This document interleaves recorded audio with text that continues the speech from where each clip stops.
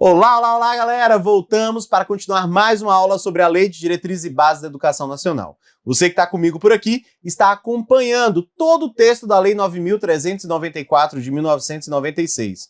Eu sou o professor Carlinhos. Até a aula anterior, nós finalizamos todo o estudo até o título de número 4, que tratava da organização da educação nacional. Agora, nós vamos tratar da educação em sua essência, da educação escolar. A seção que trata de educação básica começa agora. E o artigo 21, ele é, sem sombra de dúvidas, o artigo mais presente nas provas de todo o país.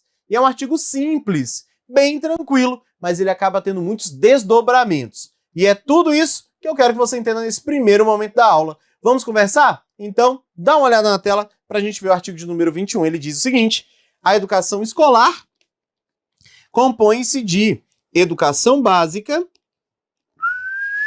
e de educação superior.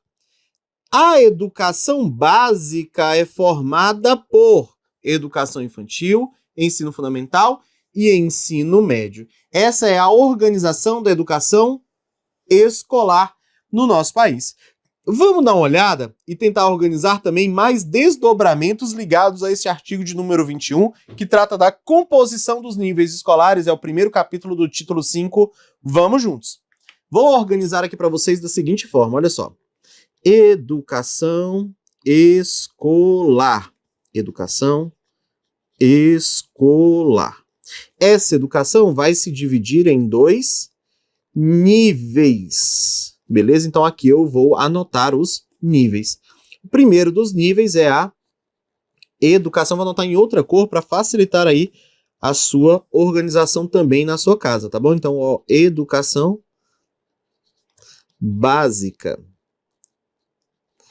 e a educação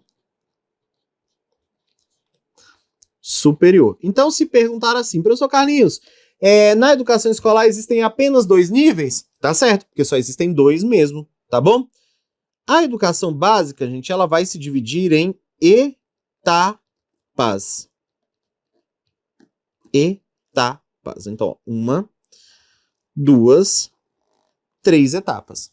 Enquanto a educação superior vai se dividir em cursos ou programas. Vamos entender todos eles. Vamos anotar aqui, ó.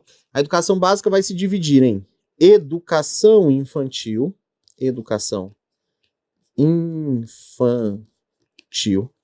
vai se dividir em ensino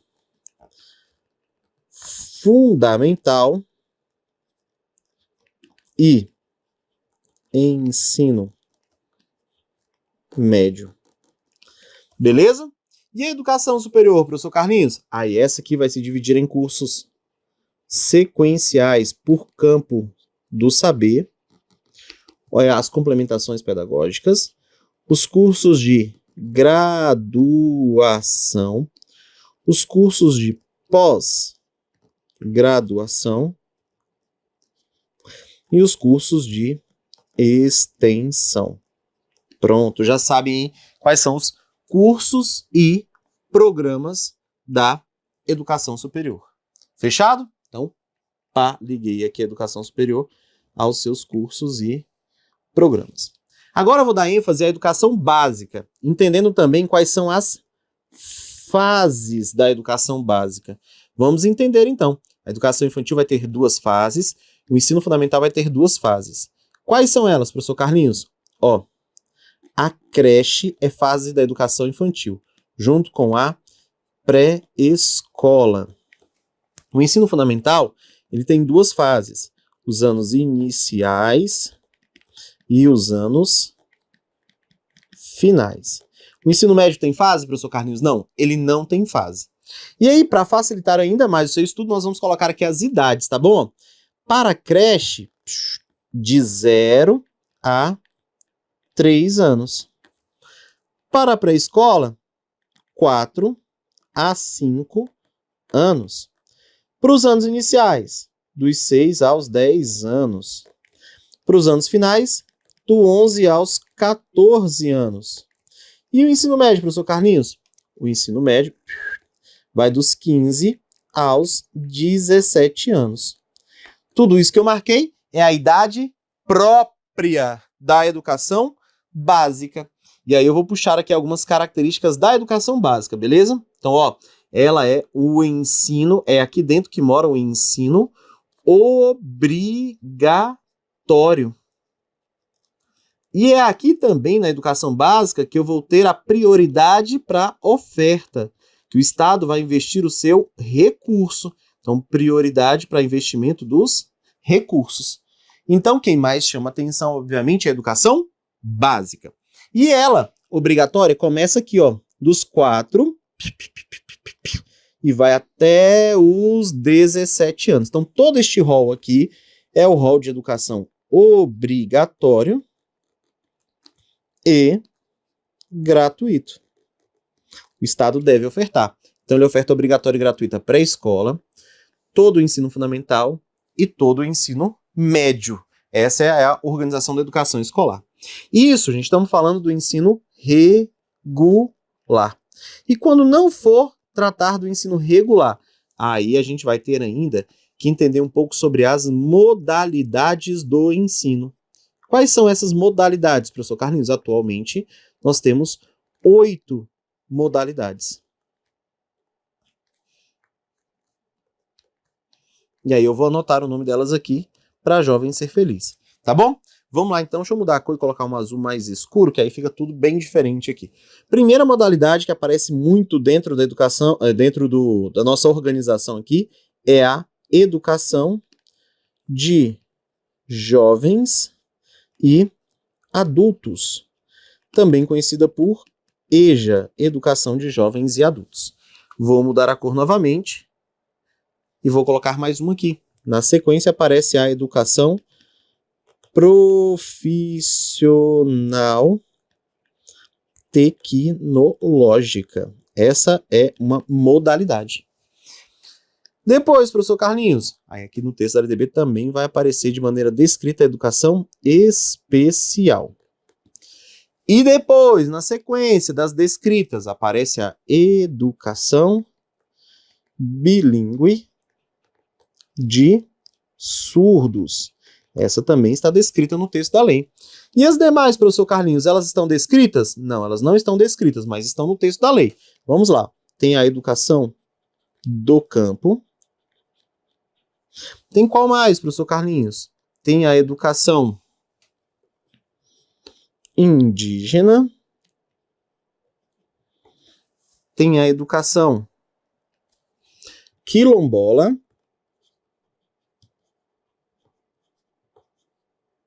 E, por fim, não menos importante, talvez uma das mais importantes nos dias atuais, a educação à distância. Pronto. Gente, cada uma dessas modalidades, ela apresenta uma oferta distinta. Então vamos entender um pouquinho de cada uma delas para facilitar o seu entendimento, tá bom?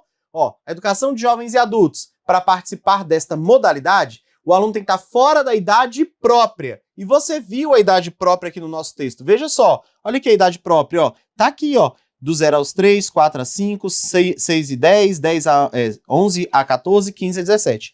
Fora disso, eu posso participar da EJA. Então imagina só, se o ensino fundamental vai até 14, para participar da EJA de ensino fundamental tem que ter no mínimo quantos anos? 15 anos. Se o ensino médio vai até 17, para participar da EJA de ensino médio tem que ter quantos anos? No mínimo 18. Pronto. O critério para você estar na educação de jovens e adultos é estar fora da idade própria. Passou da idade regular, passou da idade própria, eu posso estar dentro da educação de jovens e adultos. Então, primeira modalidade, sabe qual é o público-alvo. Segunda modalidade, educação profissional e tecnológica. Quem é o público-alvo, professor Carlinhos? Quem, além da educação que está sendo ali ofertada, quer também se preparar para ingressar no mercado de trabalho, que é um curso de formação que aprimore e qualifique para que ele possa estar dentro do mercado de trabalho. Então, é uma educação que forma para as profissões. Essa é a característica aí da educação profissional tecnológica. Pode ser feita junto com o ensino médio, na educação profissional técnica, né, de nível médio, pode ser feita na graduação e na pós-graduação, ou ainda pode ser feita em cursos de formação inicial ou de qualificação profissional. Olha só que legal, tá bem tranquilo aqui para você entender quem é essa modalidade. A educação especial também tem público-alvo bem definido, mas uma característica peculiar. Ela é tanto da educação básica quanto da educação superior. Ela é transversal a todos os níveis, etapas e demais modalidades. A educação especial tem público-alvo e ele é bem definido no texto da lei. O estudante com deficiência, transtornos globais do desenvolvimento, superdotados e altas habilidades. Este é o público-alvo da educação especial. Fechado isso? Quem é a próxima, professor Carlinhos? Educação bilíngue de surdos, que também está bem definido. Quem é o público? Surdos, surdos cegos, deficiente auditivo sinalizante, o surdo com outras deficiências associadas ou com altas habilidades ou superdotação. Esse também está no texto do artigo 60A, então bem tranquilo a descrição. E professor Carlinhos, das outras modalidades, vamos juntos. Educação do campo é a população campesina, quem mora no campo e estuda em uma escola que em sua maioria atende alunos da população campesina. Escola indígena, aquela que está em território indígena. A escola quilombola, aquela que está em território de terras, de cultura tradicional. E a educação à distância? A mediação didático-pedagógica acontece em tempo e espaço diferente entre professores e estudantes, com o uso das tecnologias da informação e comunicação.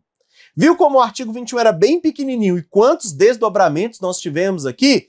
É isso que é importante que você possa considerar para acertar as questões que tratam aí da classificação dos níveis, etapas e modalidades da educação. Vamos continuar a nossa conversa? Só que a partir de agora nós vamos conversar sobre a educação básica. O artigo 22 é introdutório aqui desta temática e até o artigo de número 28 nós vamos conversar sobre características deste nível. A educação básica inicialmente vai ter as suas finalidades, depois a gente vai falar de formas de organização, calendário escolar, regras básicas do ensino fundamental e médio, e aí vamos adiante com características também ligadas ao currículo, à educação do campo e tudo que circunda de forma geral a educação básica. Posso contar com a sua atenção? Então vem comigo de olho na tela, galerinha. Ainda o nosso esqueminha aqui da educação escolar, para deixar bonito, para ficar legal, vou fazer aqui com marca-texto, grifando qual é a temática mais importante, a educação escolar. E olha que mapa que ficou legal. Se eu fosse você, já construiu o seu também aí, para que ele possa ter sentido para você. Volto eu para nossa caneta e ó, galerinha, chegamos ao artigo de número 22. Ele vai trazer as finalidades da educação básica. Primeiro cuidado que eu quero que você tenha, porque ele é diferente das finalidades da educação que estão no artigo 2º. Finalidades da educação. Lá nas finalidades da educação tem o pleno desenvolvimento do educando, o seu preparo para o exercício da cidadania e sua qualificação para o trabalho. Aqui muito se parece, mas são diferentes. Veja só, finalidades da educação básica. A primeira, desenvolver o educando. Segundo, assegurar-lhe a formação comum indispensável para o exercício da cidadania. E a terceira, fornecer-lhes meios para progredir no trabalho e nos estudos posteriores. Também são 3 as finalidades que nós temos, mas diferentes do artigo 2º das finalidades da educação. E ó, em 2022 já foi adicionado aqui também um objetivo principal. Nós temos as 3 finalidades e um objetivo principal. Então, são objetivos principais da educação básica a alfabetização plena e ainda a formação de leitores. Por que, professor Carlinhos, tenho que definir isso como objetivos principais, os objetivos mais importantes? Porque é necessário ter uma preocupação com a redução de analfabetos e também de analfabetos funcionais. Então, a preocupação com a alfabetização no início da escolarização e com a propositura de leitores que entendam aquilo que escrevem, aquilo que leem e façam uso social da leitura é essencial para cumprir as finalidades que nós temos. Cumprir a finalidade de desenvolvimento do educando, a formação comum indispensável para o exercício da cidadania e ainda os meios para progredir no trabalho e nos estudos. Então, com a busca incessante pela qualidade, é preciso nos preocupar e dar ênfase na alfabetização dos nossos estudantes. E ainda, a educação básica, que começamos agora a conversar neste capítulo, capítulo de número 2, ela pode se organizar de diversas formas. Pode se organizar em séries anuais, pode se organizar em períodos semestrais, pode se organizar em ciclos, em alternância em alternância regular de períodos de estudos, pode se organizar em grupos não seriados com base na idade, na competência ou em outro critério, ou ainda pode se organizar de forma diversa, sempre que o interesse for o processo de ensino-aprendizagem. Eu criei um mnemônico aqui, ó, com as primeiras letras, ó, SPC, A, G, F. E o que isso significa, Carlinhos? Ó, grava a frase. Só para contrariar, a gata fugiu.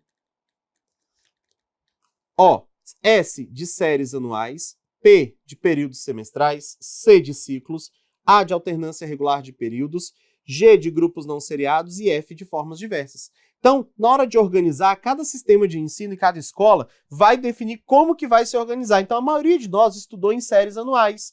Primeira série, segunda série, terceira série, primeiro ano, segundo ano, terceiro ano. Mas, ó, hoje no DF, por exemplo, tem organização em ciclos, tem organização na semestralidade, e os sistemas de ensino podem usar isso. O grande requisito é a preocupação com a aprendizagem dos alunos, tá bom? E com a proposta do novo ensino médio, a gente ainda tem, ó, o ensino médio usando todas essas possibilidades e ainda mais duas.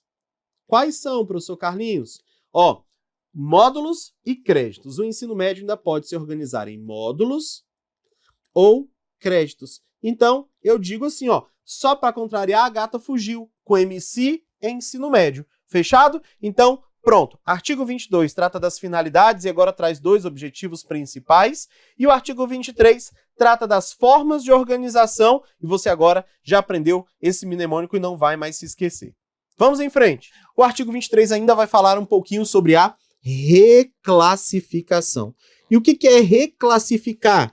É classificar de novo. É a classificação posterior, feita novamente. Classificação. Existem 3 formas de classificação. Daqui a pouquinho a gente vai falar.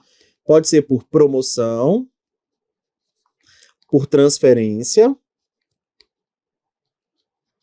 ou independente de escolarização anterior. Independente de escolarização anterior. Isso está lá no artigo 24, tá bom? Daqui a pouquinho eu vou falar mais pontualmente disso. Então, além dessas 3 formas, eu ainda posso fazer uma classificação posterior. Eu posso reclassificar.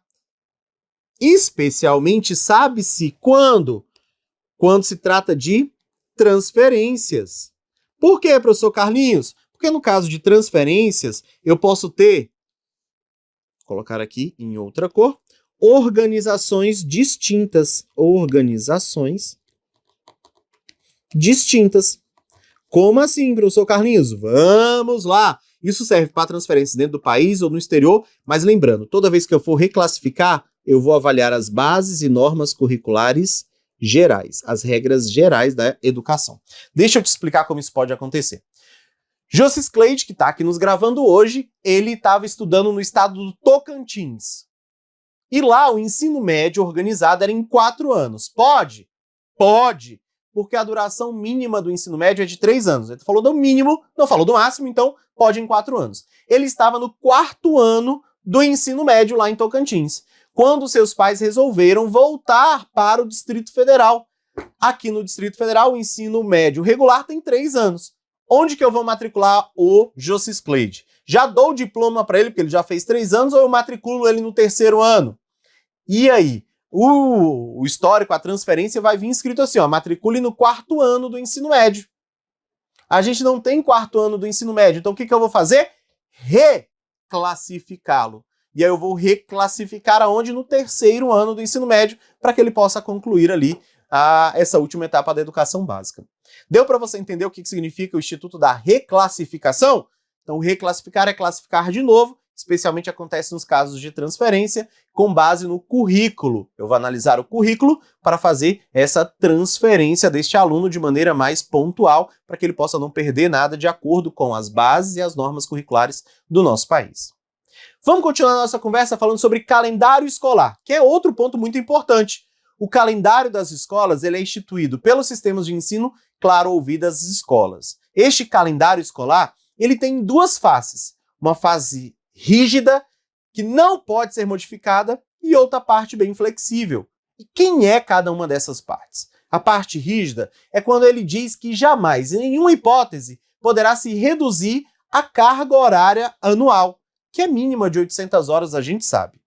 Mas ele é flexível a atender às peculiaridades locais, regionais, climáticas, que estão ali para cada espaço, para que os alunos possam aprender da melhor forma. E eu já vou te dar um exemplo de uma adequação muito comum que aconteceu aqui no Brasil nos últimos anos com os grandes eventos esportivos. Tanto a Copa do Mundo quanto as Olimpíadas que aconteceram no nosso país, elas fizeram com que a escola pudesse ajustar o seu calendário para que os alunos pudessem, ora, assistir às atividades em suas casas, né, a Copa do Mundo ou a Olimpíada, ou ainda para melhorar o fluxo viário nas cidades. Aqui no Distrito Federal nós tivemos jogos da Copa do Mundo. E aí então, o que aconteceu? O recesso escolar que acontece lá em meados de julho foi totalmente antecipado para junho e foi de 30 dias. O que a gente costuma ter 15 dias foi colocado em 30 dias em junho. Por que isso? A adequação a uma peculiaridade, uma organização específica que o Distrito Federal necessitara. O Rio de Janeiro, quando se tratou das Olimpíadas, também necessitou disso. Mas em nenhuma hipótese foi admitido a redução da carga horária. Fique atento, vamos conversar sobre isso. Veja só. O calendário escolar é o tema do parágrafo 2º do artigo 23. E ele diz o seguinte: deverá se adequar às peculiaridades. Aqui ele trata da parte que é flexível, inclusive climáticas, econômicas, a critério do respectivo sistema de ensino. Aqui vem a parte rígida, sem com isso reduzir o número de horas letivas previstas em lei. Então ele tem duas faces o calendário. A parte flexível, que são as especificidades, e o calendário tem uma parte rígida, que é jamais, nunca, never, jamais reduzir a carga horária. Beleza? Então, por isso, tranquilidade, matamos o artigo 23 e chegamos agora, gente, ao artigo de número 24. O artigo de número 24 traz as regras que são para o ensino fundamental e também para o ensino médio. Também é um artigo que cai com muita recorrência nas provas. Eu diria que o artigo 24 está no top 5, top 5 dos artigos aí da nossa Lei de Diretriz e Base. Então você não pode perder nada, fique atento, vem comigo, gente, e vamos lá. A educação básica nos níveis fundamental e médio será organizada de acordo com as seguintes regras comuns. Aqui eu já antecipo, ele usou o termo errado. A educação básica nos níveis fundamental e médio, ele não quis dizer nível, ele quis dizer o quê? Nas etapas, ensino fundamental e médio. Mas entenda que o ensino fundamental e médio é tido como nível básico do ensino. Esse é o termo utilizado, beleza? Então, entenda desta forma, não há nenhum erro, é exatamente o texto da lei que está aqui posto. E nós vamos estudar as regras comuns ao ensino fundamental e ao ensino médio. Começaremos a tratar aqui da carga horária que foi disposta no texto da lei. Carga horária essa que nem sempre foi assim, mas que neste momento aqui está disposta com o seguinte texto. A carga horária anual será de 800 horas para o ensino fundamental e para o ensino médio, distribuídos em um mínimo de 200 dias de efetivo trabalho escolar, excluindo o tempo reservado aos exames finais quando estes houverem. Então, para você não se perder, vamos aqui revisar o texto. Carga horária.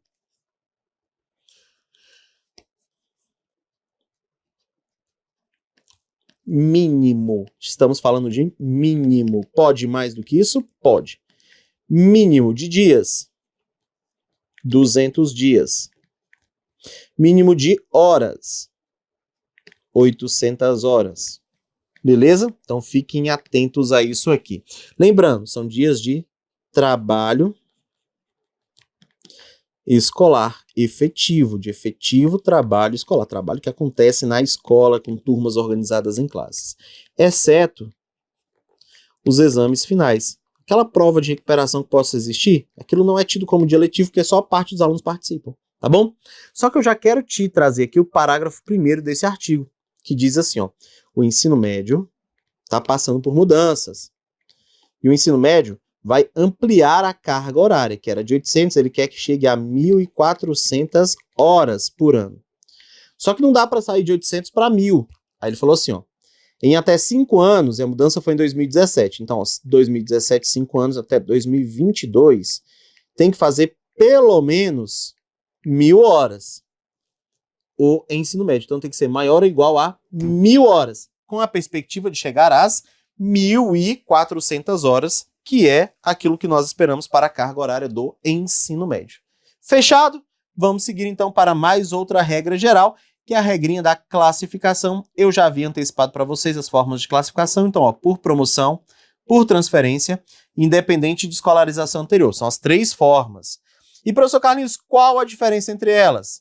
Quando falar que é por classificação, ele está falando de alunos que são da mesma escola, por classificação, por promoção. Então, é quando ele está na mesma escola. E quando ele está na mesma escola e tem aproveitamento, ele vai ser promovido. Então entenda, gente, entenda. Classificar é dizer onde o aluno vai estar matriculado. Então vamos a um exemplo. Jossis Cleide é meu aluno do 3º ano. Ele aprendeu a ler, escrever, faz bons textos, então eu vou promovê-lo. Ano que vem ele vai estar em que ano ou série? No 4º ano. Forma de classificação, por promoção, ele foi para o 4º ano. Mas vamos mudar. O seu primo Astrolábio, que também é aluno da minha turma. Astrolábio é um aluno relapso, não conseguiu aprender a ler e escrever, não tem acompanhamento, então ele será reprovado. Não teve aproveitamento. Preciso classificar Astrolábio? Não.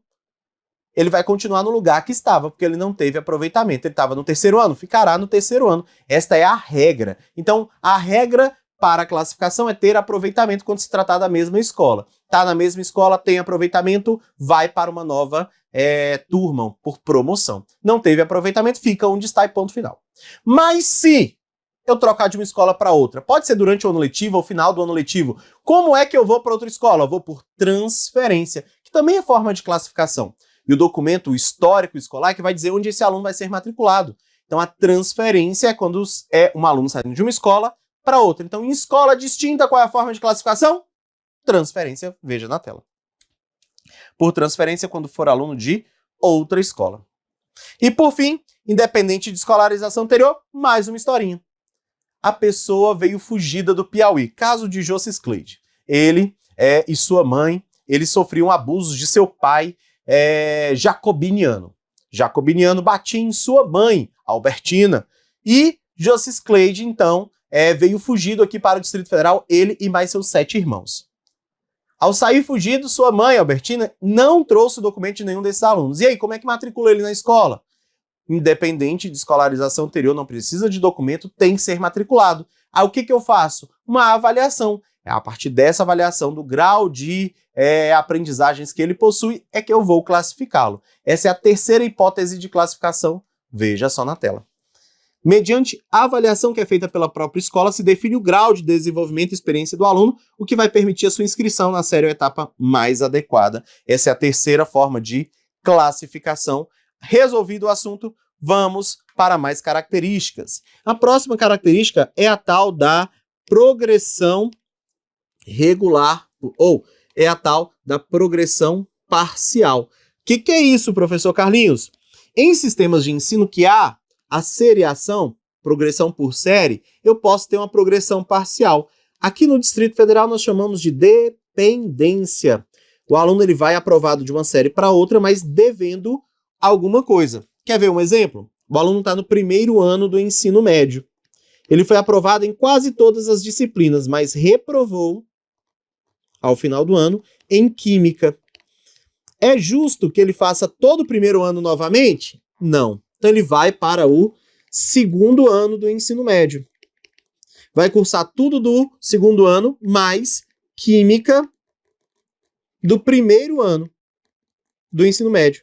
Mas ele foi aqui aprovado em regime de progressão parcial. Existe essa possibilidade aqui no Distrito Federal? Sim. A lei coaduna com isso? Sim. Ele disse lá no artigo 24 que pode-se sim ter progressão parcial. Fechado? Vamos para mais uma característica do artigo 24, que é turmas, classes com alunos de séries distintas. Pode, professor Carlinhos, ter classes multisseriadas, classes com turmas distintas? Pode, especialmente para língua estrangeira, arte ou outro componente curricular. Mas sim, posso ter classes distintas. Como assim, professor Carlinhos? Vamos lá. Aula, por exemplo, de inglês. Preciso que todos os alunos estejam no primeiro ano do ensino médio? Não. O que eu vou avaliar ali é o grau de aproveitamento na língua estrangeira. Então, posso ter alunos de séries distintas dentro de uma mesma turma. Não há nenhum problema quanto a isso, tá bom? Vamos seguir em frente. Olha lá, tem mais informações. A verificação do rendimento escolar vai observar alguns critérios. Aqui, gente, ele está falando da avaliação. A avaliação, tá bom? Critérios de avaliação. Eu brinco que é o bicho papão. Ó, bicho papão. A avaliação. Você vai lembrar aqui das iniciais. Veja só, professor Carlinhos. A verificação, ó. A avaliação contínua e cumulativa, com prevalência dos qualitativos sobre os quantitativos. Essa é a avaliação formativa. Olha aqui o P. Possibilidade de aceleração de estudos para alunos com atraso escolar. Olha o outro P. Possibilidade de avanço nos cursos e séries mediante avaliação. Olha o A aqui, ó. Aproveitamento de estudos concluídos com êxito. E olha o O da obrigatoriedade de estudos de recuperação que de preferência serão paralelos para os alunos com baixo rendimento. Todas essas formas aí que eu posso aplicar à avaliação estão dispostas aqui na lei. A avaliação da sala de aula, que deve ser avaliação formativa, com prevalência do qualitativo sobre o quantitativo, aquela avaliação contínua, cumulativa, processual. A possibilidade de avanço é para aqueles que estão acima do nível esperado para aqueles alunos, então eles podem concluir em menor tempo com um avanço. A possibilidade de acelerar o processo para quem está em atraso escolar. Aquele aluno está fora da idade própria, eu posso ter alguma forma de avaliação que acelere o processo para ele voltar para a idade própria. Eu ainda tenho essa ideia de aproveitamento de estudos concluídos com eles. Já fiz aquilo, posso aproveitá-lo? Tranquilamente. E aí, o estudo de recuperação que é obrigatório, e a recuperação preferencialmente vai ser paralela para que o aluno possa ir corrigindo as falhas ao longo do processo e concluir com êxito aí a etapa da educação básica onde ele estiver. Vamos chegar ao final aqui do artigo 24, continua comigo na tela, olha só. Vamos falar de frequência. Frequência, os alunos têm que ter no mínimo 75%, mas cuidado, aqui estamos a tratar do ensino fundamental e do ensino médio. E se ele não alcançar 75%, ele será reprovado, já que esse é um critério para a sua aprovação. Frequência mínima de 75%. Mas cuidado, porque lá na pré-escola, e você vai ver isso aqui no artigo 31, a frequência mínima é de 60%, mas é só para pré-escola. Aqui estamos a tratar do ensino fundamental e do ensino médio. Lembrando, para expedir documento, só quem pode expedir é a própria instituição de ensino. Históricos, declarações, tudo isso advém da própria escola. Olha aí, a carga horária mínima anual do ensino médio, lembra que eu falei? No ensino médio, essa carga vai ser progressivamente ampliada, chegando às 1.400 horas, devendo no prazo de 5 anos fazer pelo menos 1.000 horas, eu já tinha trago isso para vocês. E ainda, os sistemas de ensino que ofertarem educação de jovens e adultos ou ensino regular noturno deve estar adequado às condições do educando. Também já tinha trago isso para vocês quando falávamos lá dos deveres do Estado, que o ensino noturno deve se adequar às condições do educando e, quando se trata da educação de jovens e adultos, às condições do adulto trabalhador. Galera, agora eu vou ficar por aqui. Trabalhamos aí os artigos iniciais do título 5. Falamos da educação escolar, das finalidades da educação básica, das suas formas de organização, da classificação, da reclassificação, do calendário escolar e das regras básicas. Vou fazer uma pausa, mas na volta do próximo bloco revisaremos isso e vamos seguir em frente para conseguir dominar o mundo, ou não, entender todo o texto da Lei de Diretrizes e Bases da Educação. Um forte abraço, até a nossa próxima aula. Tchau, tchau.